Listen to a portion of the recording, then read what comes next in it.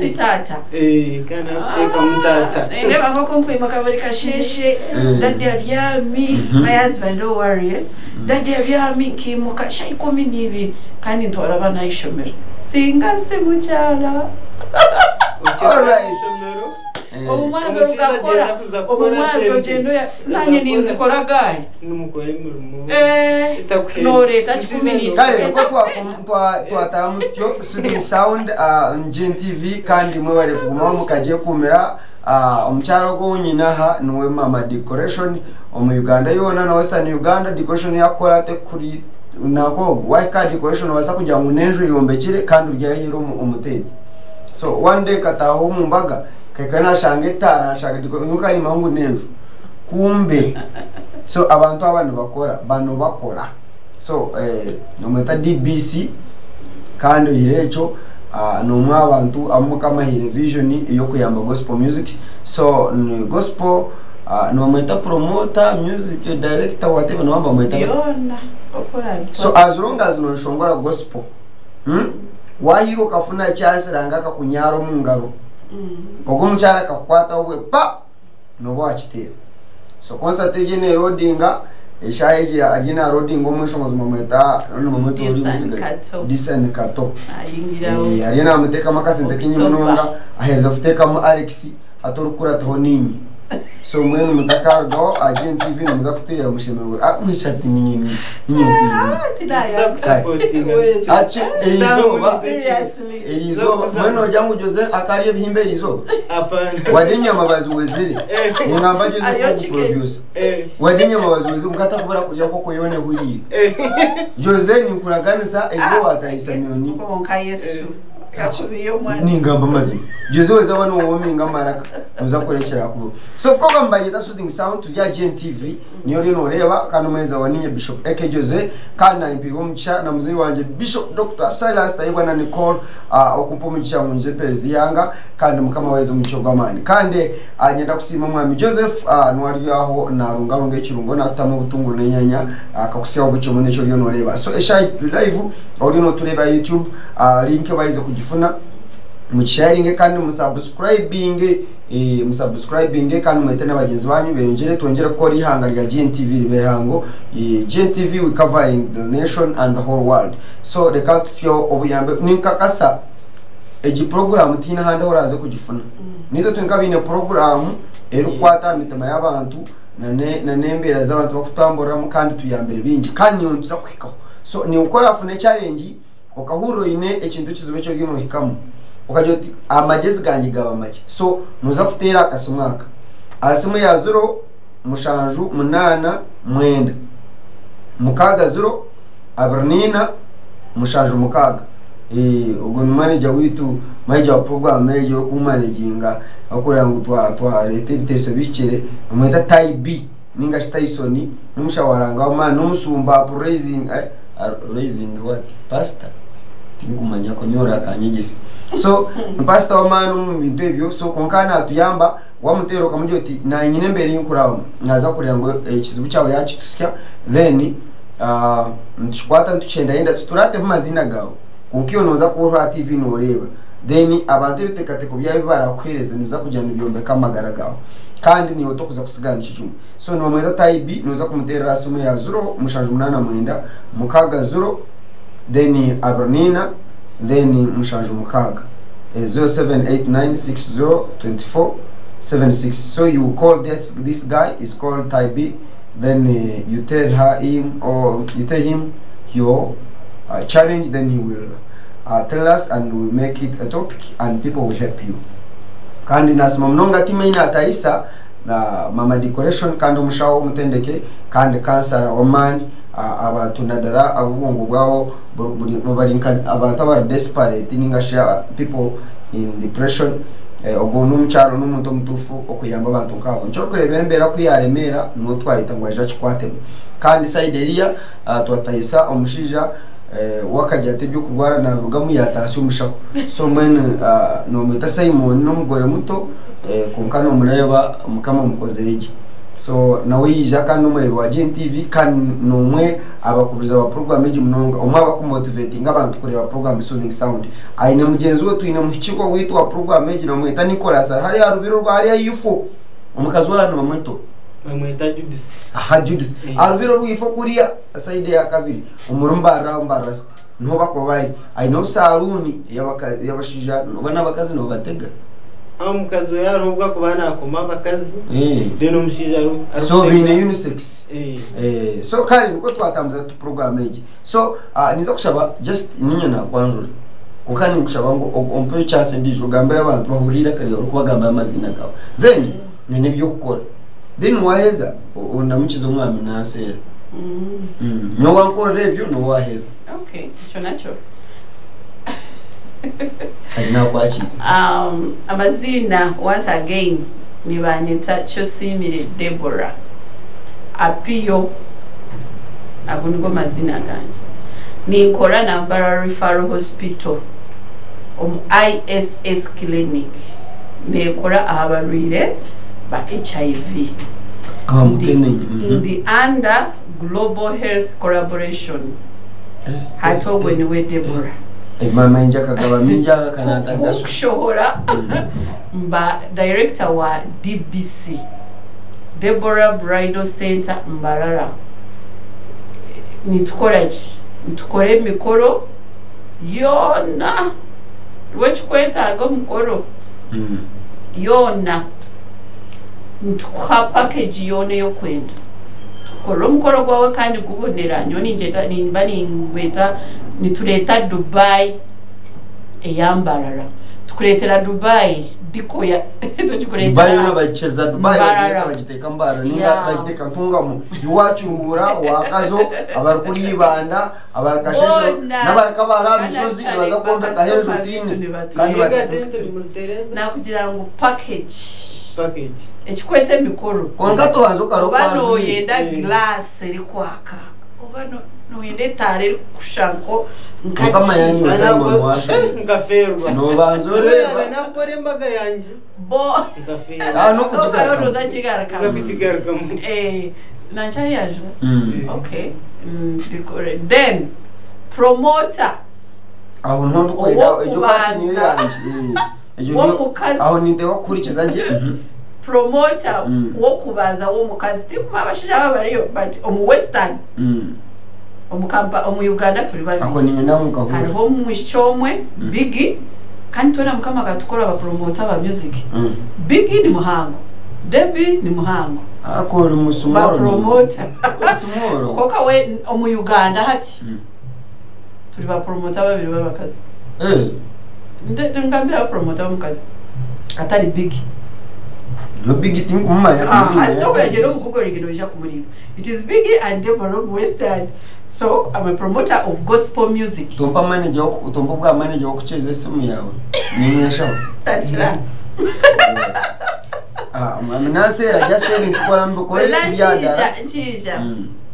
ndio mkazo mfumbo you know mshijoko kandi no mushije is a man abashije abakazi bandi n'abashije kandi babakazi abene byabo nyo anje no mushije natureberera twina abana bitu bana uwo kubaza bamwita Donna na Jingo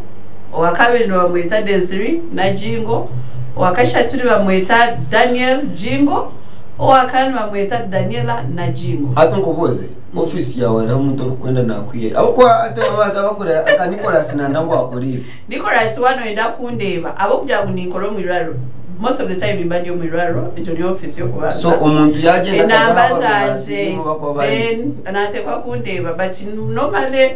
office yo mu ruharo mbaguta save then you use our contact in a business contact yo shime kubana hotela hatika muzomu kandi amusaba mushisha wanje cyacho wara musyogwe nyoni mbana kweze so umushisha wanje aho lead baby mbyaha yongeye ikindi tuza kunyetsa amazina gita kumwita na omburu ni mweta baby wa Debbie awachenga so Dr. Dennis I love you so much And thank you for loving us. Thank you for taking care of us. Thank you for standing with us. Thank you for being a good husband. Thank you so much. And I love you until and God is going to take us together. I love you, darling. Ay mukama obwahiro gunanye bimpe nimbihayo nimbishwara mu izina rya Yesu. Amashita ningatwara Bishop Nyongero shabiraho ho ni mahoro no tureba Bishop Cyrus wareta komedi mwanya hamara kunkashi program twagitwara nyuka kandi wareta ubugana mutsasire bishemwe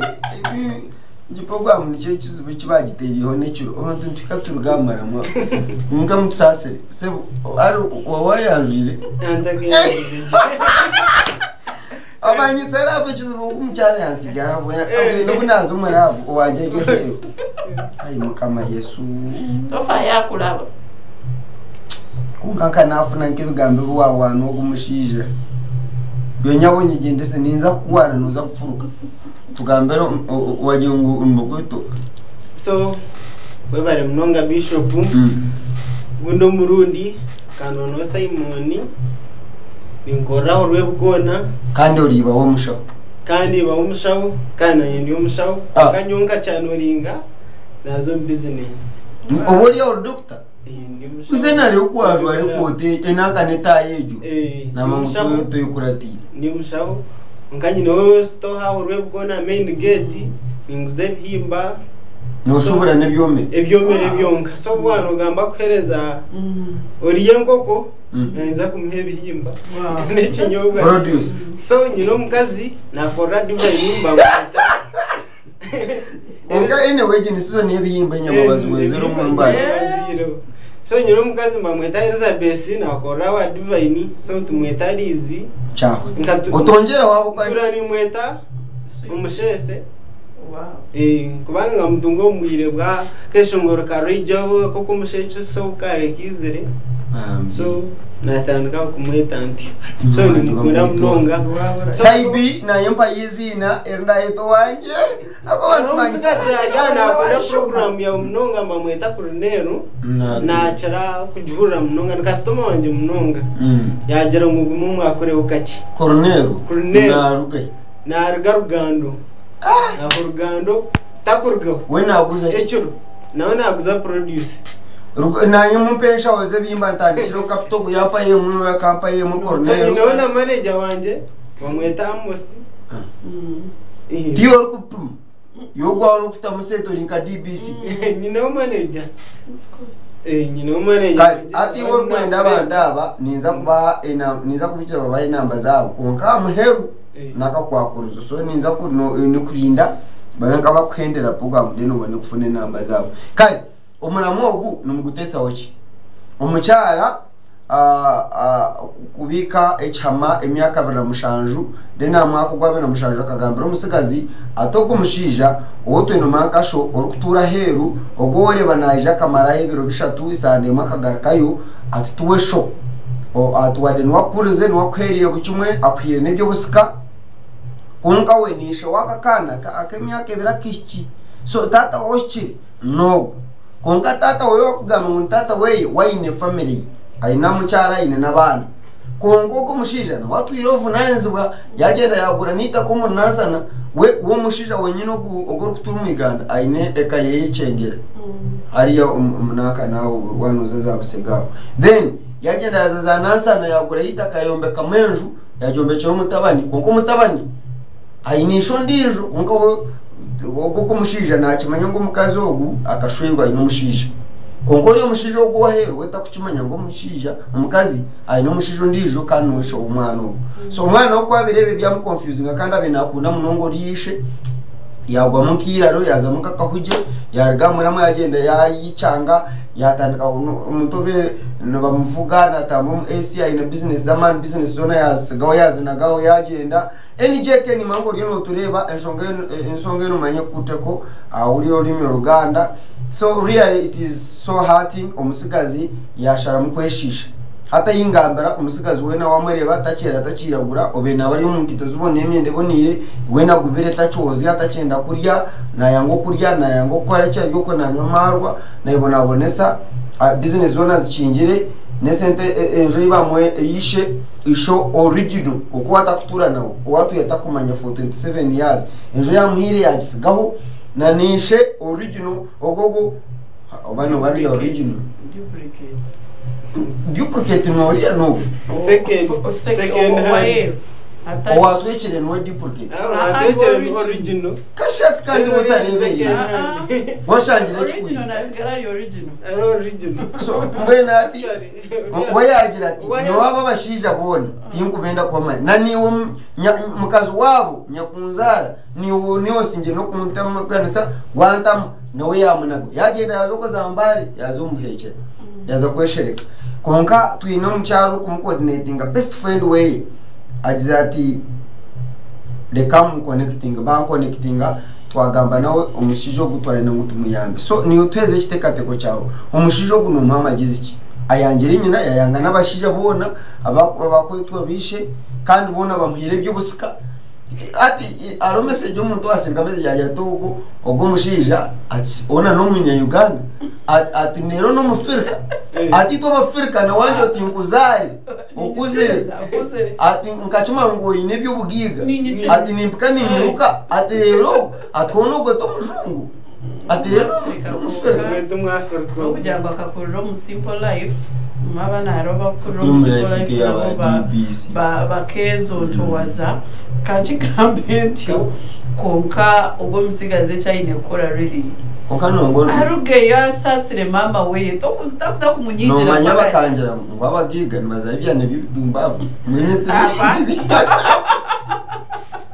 mutsasire yesi nayinga no umusigaze arugeyo ebyabiruge muti bikuza kumuyamba atogo mwiki ikingoreba ubwo mwicyaro na connecting ni wasumu agambe no musigaze wamona barevu nambwe link ko yashora mu sharing umusigazi yafuna chance imbiti yature mu kubanza nabasa kumureta mpora amwisi abazire amwisi nyina basasarane dene mbere gumize mu misho kano chete cyawe chugumire konka ubwo mwicyaro araze rwagati yabo hari ibintu byo kutakwetagana guteka mu formula na kuteka muki your mother will always be your mother. East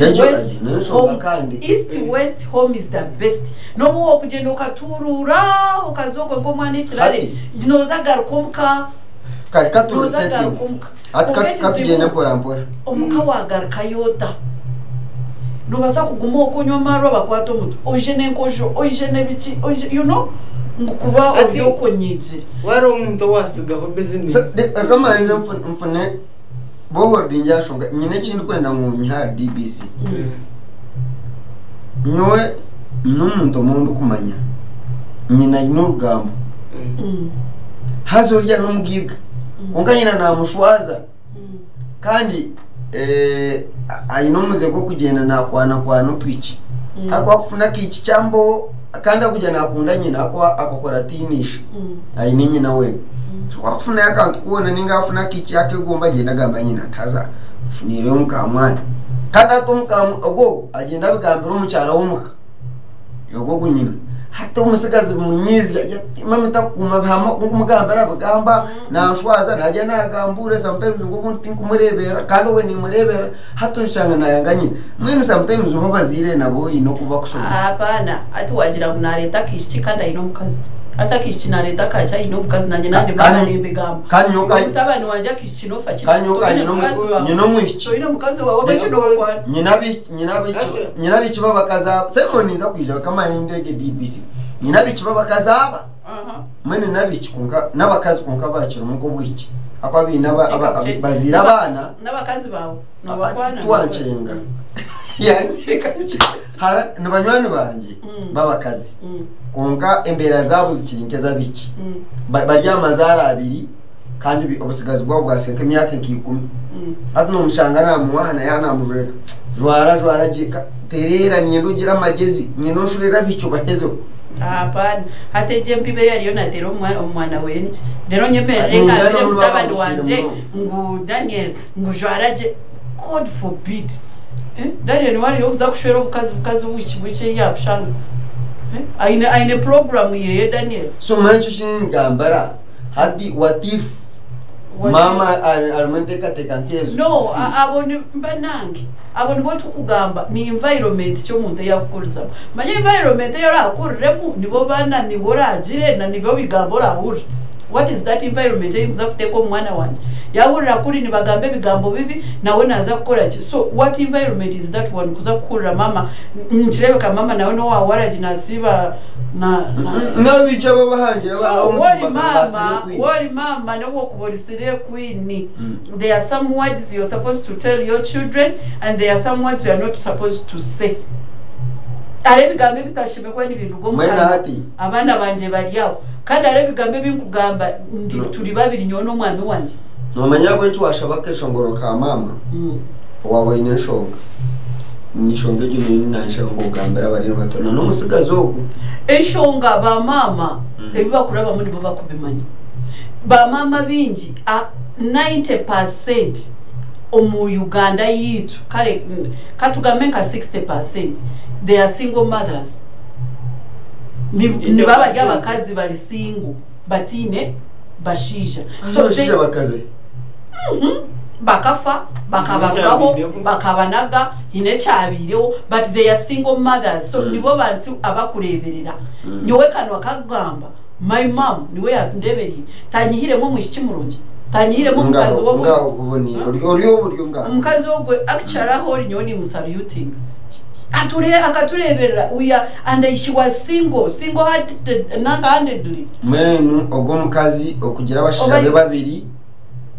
okugira abashija babiri ejo ni mistake yeye ni wakumanya enshonga ziti tukwenda tuchondoze obayina babiri obayine bashatu omukazi ogwe ni wakumanya enshonga abweji kandi watugambira je nto mukazi ishewo mwana wenyini the right man aine family ye yali comfortable wesha go mukazi akanaza kuma atashwiru akaine kufuna ninga ngo mushija kugumanaza hero munonga kikaretera umukazi yarugamana na cyecho abashija cyo kugira ogwo mukazi nituzabasa kuza tukarebe ki yakozire kiri kibi but in actual sense aine reason and why twamufuna tukashitama no gwo mukazi je mukamureta ngo mu studio nabasa kubagambira ni mutangara ebyabiretsire noro rwanje ruone oba you get it karo umuntu ari kubasakora ebintu bitarimo maybe haro nabandi bakaza bakureba ubusinge bwarenga gwaba ngo bwa Roma akakore bicamo nababo bari mbenu omusigaza yikirize nyina kabaye neshonga abwentu wayimisha bari we mama yaji mugambira it is well and good konka mama yatajigambire nabo turamuteka pisto kare garuko muka joroba funo mugisha ahari nahari kangambire haro mugisho gwatini omugisha gwa mama tagwine oh my god no mako kunkwimuka akashabira abana banje omugisha gwa mama ngawamere omucyaro kwa kuya omugisha gwa mama tagwine nagwo guruho gw'abazire but for us women we pray for our children. You get my point? Haro mama kubasa kubera atashabira umwana we. It is a lie. Simon. Nandi you can no wasa kubyamu imuko yegendere. Otagira that when you can go away muchire like every day, every morning, every evening ukarenga the hand on your children. Anyonyi nekizibu kimwe. Atkanda abana banje ni baturana na mama wanje. Mama wanje akabanje. What I'm trying to show, what I'm trying to show the change, but who pray for them, mama? Nyine nkuru wabo nabasibo. Nyine nkuru ni mama no mukazi. Obano chire. Noni mbashabera konkatu burizo. No kati ati nyoni nchikora burizo. In the morning, in the evening, in like every time my children are in my mouth. Obano chire. My family, my home. Kare. So leka sebo garuko muka. Nyoncho kushaba. Garuko muka zo mishoga mama wawe buy a gift ko ku Mr. Yaya Kigambire ijo umwana atakura mishoga bazirebe fukama ask for the forgiveness, let your mom pray a blessing on your head ogaruko bo mwana ebintu bigaruke bikutambureje okoko naza kutomererayo ekina kwero bwire buringwa no kugira ngo ejenshonga ne torora abakazi ni no bari nkasenta hati ko kuzakureba bani bajimo mukazi ati nabwo no wazi kureba mukama w'umwana na haza ati natandika kugwera Saidi hati ine kina yugombe gambuyo hati mukama w'umwana na waza kureba no mukazi ni mama so mwenu areke kwepanga takumanya nyina ya muhire nasa no kwemera jato muryawo tarum mwena banga barya DNA oshange no butongo kweto bwawe tubutaru namwe butaru bwawe ayafa friend abikora nabo yose nyine banywani banje abikora nabo sorry to say n'abasilamu kagera tukandi tuganira nabagira konka abasilamu abo bwira bwa DNA obwabire bwatandika tutukonka abasilamu really ni mukora DNA ori yagira for them it is alarm tubakwitiza DNA because noza kushaka nabo kweto bawe hatine no mulkoze iki so DNA for them nikiriza yabo tikikoretse iki tikiri eza bikiri kera kubanga Saza kapure Simon omudakika ibiri ati obori umushija ne ko kugira buke abo kugira ngo enshongeji twine mani mingi atukubuza ko Simon ngakubuza chikwe pansani hatu ogogo mwana naye pansi kwa kwijo go mucyara kamujya atazanya kusebo unyama yoshitamanye nakuzira gamutamja ninza kufitira nembe atmama ngo abashabona tarumu atshonoro kuvuga bodari ya stage yabo akagamba ati nyiyamaryo taro atirira ati ngini kurondera ubugiga uyu no urugamo no mama mwana bisa iwe atnatanga kusimuka zana na mama atanga kwa point no manyo ngo mushija bani ugamba katkangu point ya eje umuramu gwaretwa wantu arankesha yona ndaka gucengera iki wangana nyina abanza kuza side yo mukazi side yo mushija kangu mani ndiga yempora ni ndebo muzire no mangu cyahi ari munamurondera ariyo namurondera umuhanda murunjo mutabano gwara korecho gwara rabiro dore hati Uganda ya hati ni ndabera hunkankaye umuzire nje cyakubana afite getingira nuko rabera hunkaye so umuzene oshangara munamutagetingira no mangu na yenaje umuhati nje ninjumu uza kujuna naye cyantware shangi wataka kujuna shane gipugwa mutukigarike munanchakaye ako bwire bwatusiga no mangu twasigaze dakikanje obwiye bwatusiga egitopiki akatujongera nanje abo kuba twafuna obuzu hati natandika kujuna natandika kumanya ine kinazura mukaje DBC uri no kireba no basa kushanga no muryaba kishije babiri aba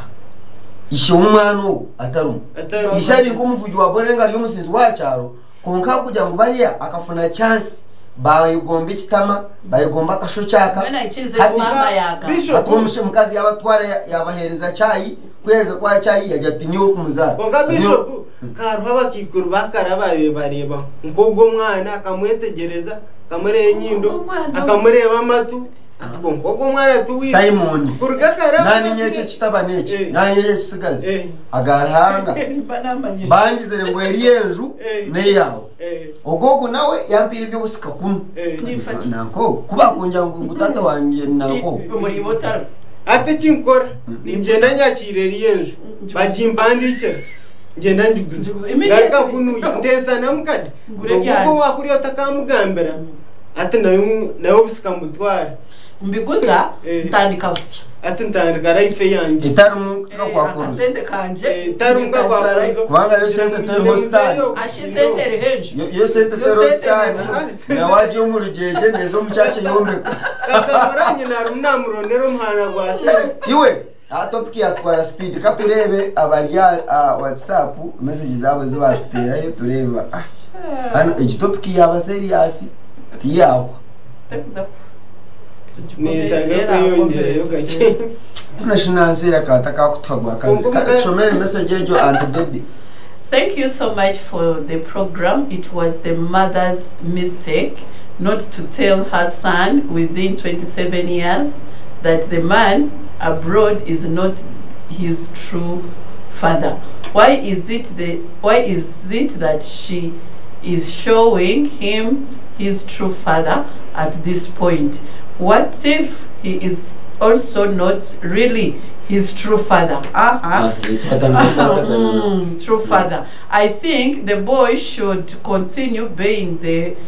heir to the man that has raised him for the 27 years, well as he also keeps in mind that he has a true father. Meanwhile, his mother should sort out herself because she really did wrong. However much they say parents never make mistakes. I'm Carol Tayewa. Now, Carol, thank you so much.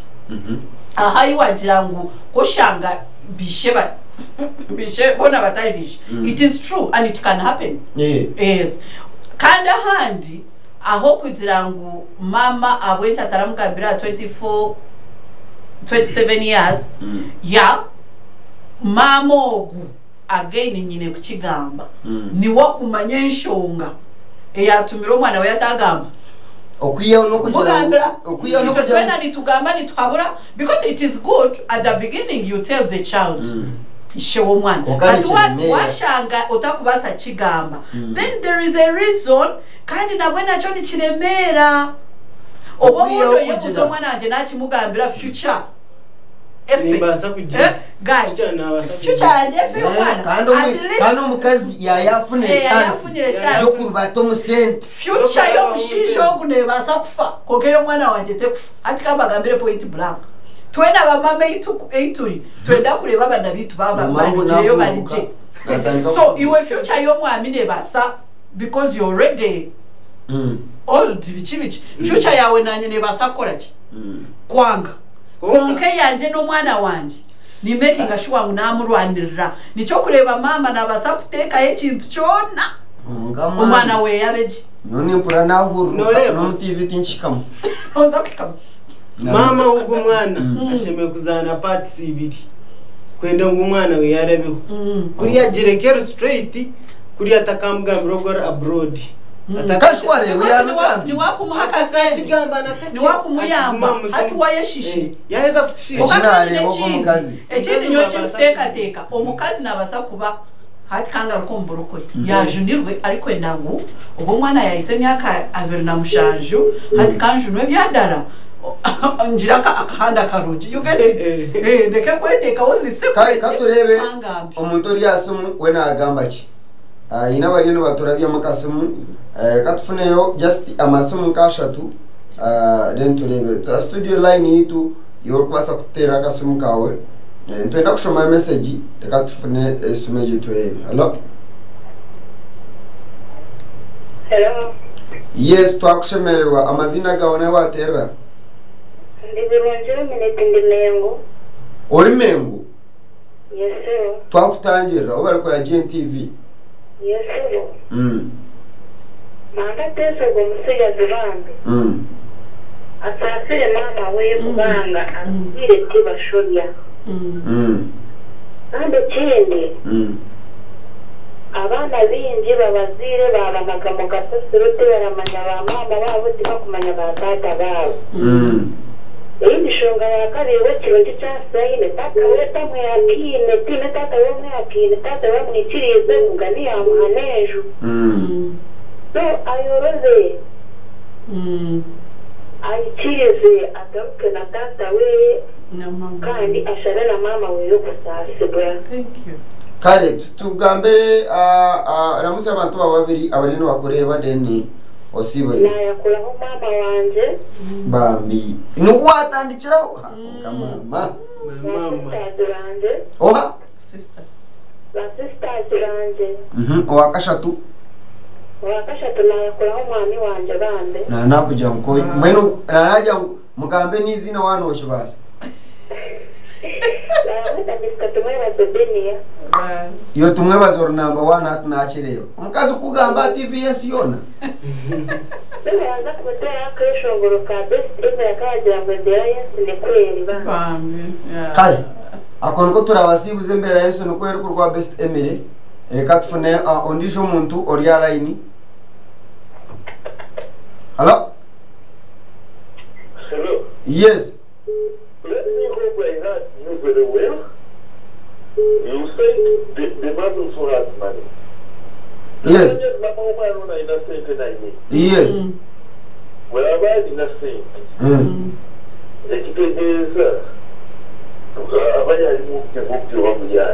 Esete yazifunanga amaze okuva ku kyeyo.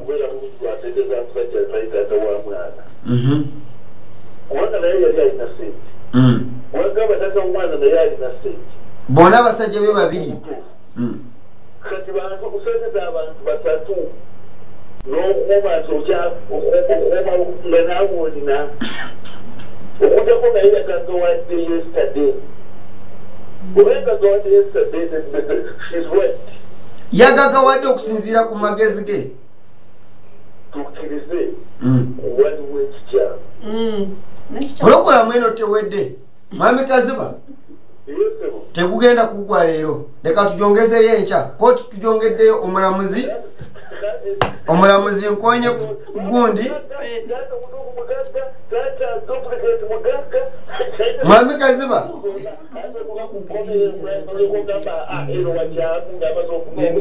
omwami Kaziba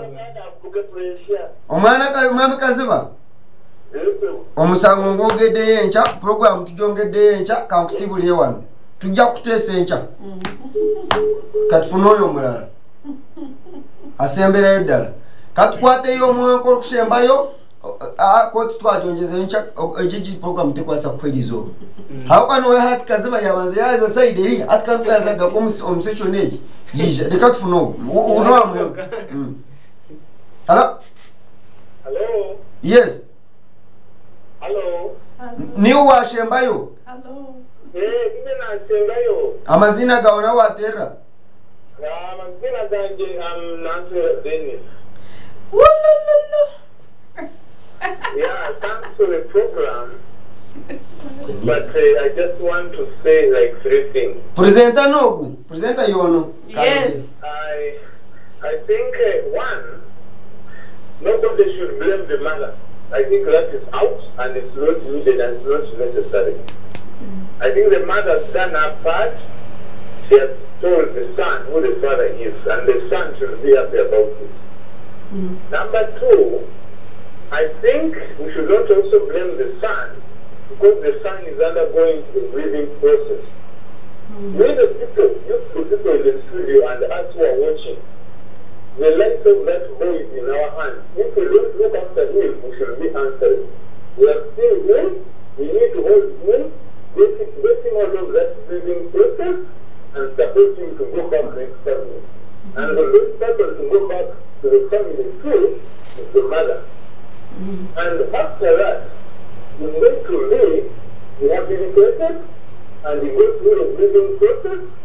and he makes the right decision. Because when he is now, he cannot make the right decision because he really takes that news and his response actually to me as an individual to him is appropriate and he has not harmed himself actually. For me, he's just running out from the problem and wants not to face the reality. So I think all this is being discussed. I think we need to put it aside, get rid of him, and just put him back on where he's supposed to be. Otherwise, there's a lot of blame there. I appreciate the mother for being sincere and also for the boy to still be alive. Now, you people in the studio and as you are watching, whoever sees this boy, you take to him and bring him back to the mother and let's go on. Otherwise, we are going to miss him. If he tomorrow kills himself,